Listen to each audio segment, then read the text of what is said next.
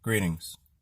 This is TK Trav, aka Travis Magus, here with LVX777. Today I got a series of 3 questions that I feel would benefit others by making a video about the answer. And essentially the 3 questions were, number 1, do I need to summon my Agatho demon before I do a ritual? Number 2, which is the best technique to use, either pathworking or evocation, when working with the Goetia? And number 3, what was number 3? Oh yeah, do I need to provide an offering in reference to an energy exchange? So essentially, when I answer these questions, I like to get to a deeper root of these things, because these questions aren't really about a one-time single answer. There's always something deeper to a question. And most of the time, people don't recognize the deeper levels of their own questions. So when they get a surface level answer, it doesn't solve their problem, right? Because essentially a question can be thought of as a problem that needs to be solved. And just like when you're cleaning up mold or something like that, you don't just clean up the surface level, because the root is always there. The mycelium is always there. You want to get down into the roots to really answer a thing. So a good way to help yourself when answering questions is to ask more questions in the direction of why you want to know such a thing. So one of the things I asked is, what even is an Agatho demon, right? Something that you've read about. Have you ever worked with such a thing, right? Can you define this thing? And essentially the Agatho demon is like the higher self, just another word for the higher self, to keep it simple, right? The holy guardian angel, that kind of thing, right? So if you haven't worked with Goetic spirits, I highly doubt you've worked with your higher self. So it's really like you're grasping in the dark for things that you're not really fully able to comprehend yet. So the real root of this, one could probably assume, is more of a fear kind of thing. And the best way to eliminate fear is to approach it head on, right? Get experience with it, tackle that thing, and just try it. Just do it. Find out what an Agatho demon is first off. And secondly, if an Agatho demon is what it's supposed to be, the higher self, this holy guardian angel, does it even need your consent to work this first time, second time ritual?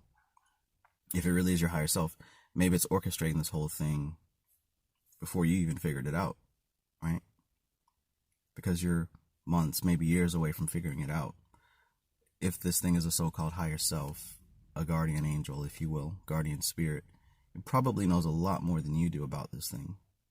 So if such a thing was necessary, it's probably working on your behalf with or without your consent.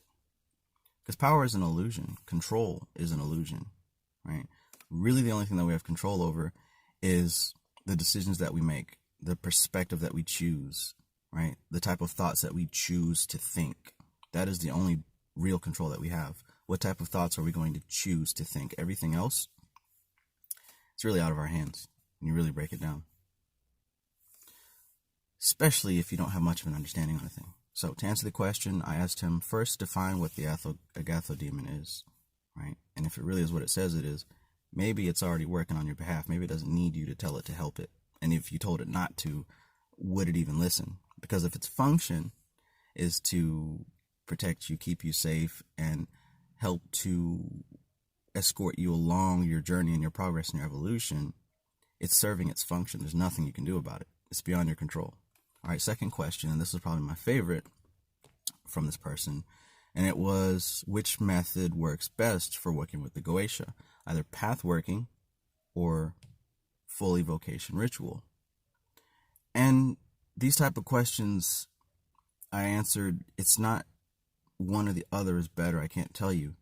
It completely depends on you, because it's a personal experience. All this magic, occult, it's spiritual, it's personal, right? I don't make the rules. I can't co-sign any rules. I can only talk about what worked for me. And I told him that anybody that does give you a definite answer as to this is the best way, they're trying to sell you something. They're trying to push an agenda. They've got something to prove, right? That's insecurity for someone to tell you, for someone that feels the need that they need to tell you. this is how it works, this is the best way, this is the only way, because that's not true. There is no such thing. What works for you is what works. Do what thou wilt, right? Do the work means you get in the trenches and you do it and you figure it out how it works for you. All these different grimoires that talk about working with spirits, all these different books that offer perspectives on the spiritual techniques and spiritual paths, these are all things that individuals have discovered on their own, have discovered that worked for them by doing it, by experiencing it. And they're sharing their experience in hopes that you can pick up fragments and seeds and pieces of the underlying process here. Because it's not, the path isn't in a book. The path is damn sure not in a YouTube video. But the fruits of the path are there. The fruits of the path are the books, are the videos, are the lectures. But the actual path is something that you have to take. And as you take that path, you get a deeper insight into what the books are saying, into what the teachers are saying. You feel me? So what's better? You try it out, right? Again, ask why. Let's define the things. Let's look into the things. What is the difference between evocation and visualization, right? They're both a system of symbolizing your intent, right? Full evocation ritual is external symbology, using external symbology to make contact. Visualization and pathworking is using internal symbology, right? A system of internal symbology to make contact. Either way you choose, the result is the same. You're getting in touch with the spirit through your spirit, through your imagination, through your energy, right? You're contacting this thing. You may call it by physical symbols, or you may call it by closing your eyes and walking through the Lucifer and the Hidden Demons, or Demons of Magic by Gordon Winterfield, or whatever, right? Creative Visualization, any of these books.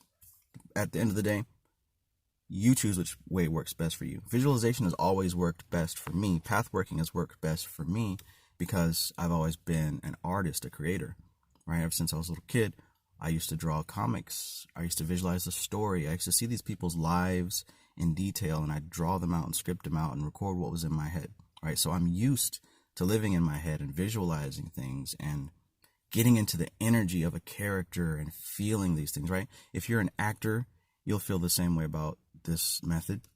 If you're someone who creates music, right, you close your eyes and you can hear the sounds when nothing else is playing in the physical world.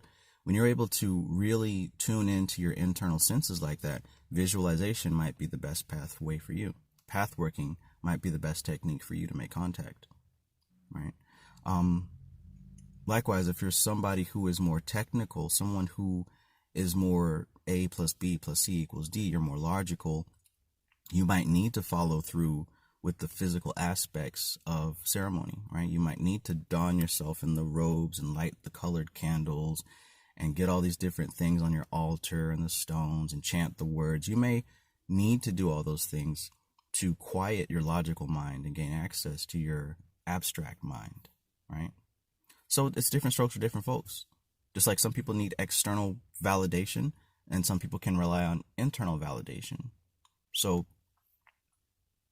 just find what works for you, ultimately. There's no one answer. The one answer is go out there and do it and see what works. That's how I or anybody else got there. All right. And the third question was about offerings, right? And do I need to make an exchange of energy?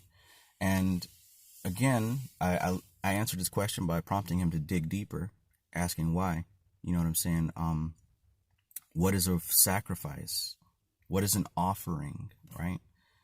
And essentially, what I've learned from working with these spirits is I started out by, giving up things that I liked or I wanted. Not just buying something that you don't like anyway and offering it up. That's not a real offering.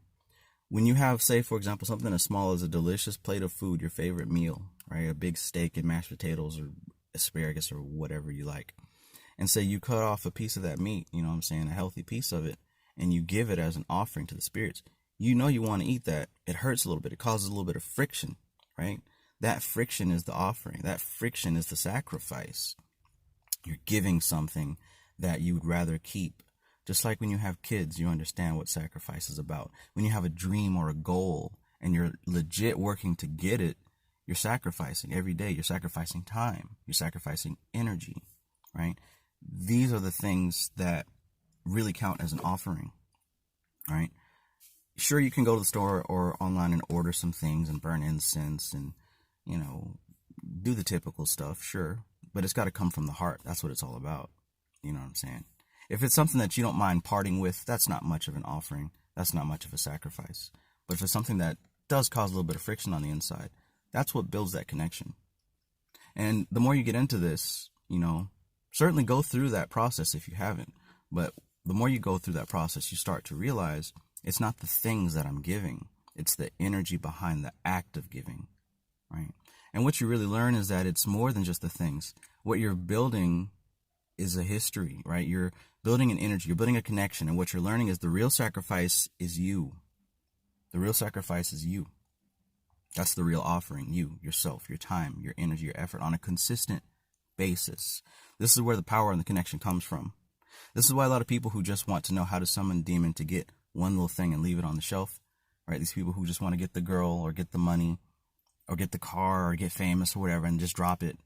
You know what I'm saying? That's why it doesn't work out for them. This is why people are so desperate to just get the rent paid this month and never touch magic again. You know, looking at it as a last resort solution doesn't work for these people very well because they're not fully equipped, right? They're not worthy, so to speak, to wield the energy on a consistent basis because they haven't made the sacrifice. They're not committed. They're not set up to make that true sacrifice, which is yourself. Because doing this stuff on a regular basis, you become the sacrifice. And I don't mean you die. I mean you're regularly offering your time, your energy, your decisions, basically. Because like I said, the only ability you have, the only power, the only control that you have is your decision-making process, right? You choosing what to think about, and that leads to everything else. There's impulses that impress all around us through the TV, through our phones, through people around us, through our hormones, through our environment. Everything is impressing on us constantly. But we have that one thing that's under our control, and that's what to choose to focus on. What seed do we choose to plant in the garden of our subconscious mind and let it flower and let it grow? And the real sacrifice is to choose to sometimes give that up to something else to get what you want.